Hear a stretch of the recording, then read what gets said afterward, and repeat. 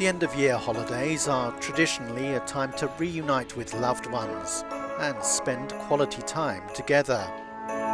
But this year, many of us will stay at home, far from the usual festivities. I think people will be very reluctant to meet even the family, especially grandfathers and grandmothers, to travel with them, to them, and to have dinner together. I think some people will be very worried about if that was the price to get to the disease. This year, the COVID-19 pandemic has turned travel and tourism upside down. Staying under lockdown made many of us realise how important travel is.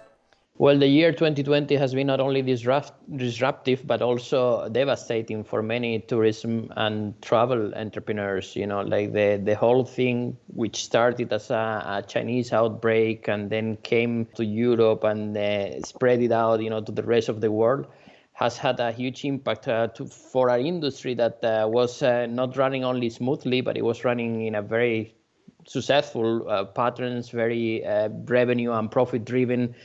In the European Union, tourism makes up 10% of GDP and creates jobs for 26 million people, in particular for young people, women and people from a migrant background. The aviation sector has shared the pain. The industry had its worst ever crisis, with the pandemic shaking it to the core. Planes have been grounded and airports emptied. The IATA estimates the net losses for the industry at €100 billion. The air travel collapse puts the livelihoods of 46 million people at risk. I always talk about this dichotomy between, the health authorities and the tourism authorities, or travel, if you want, travel and mobility, transportation.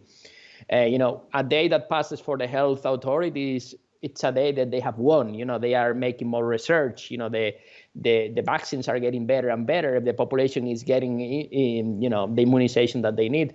A day that passes, on the contrary, for the travel and tourism business, a day that we have lost. There are, people losing their jobs, that there are, businesses shutting down, some forever. Airlines battered by COVID-19 are prepping for key roles in the mass vaccine rollout that should provide an immediate boost for the sector and may even be critical for its survival.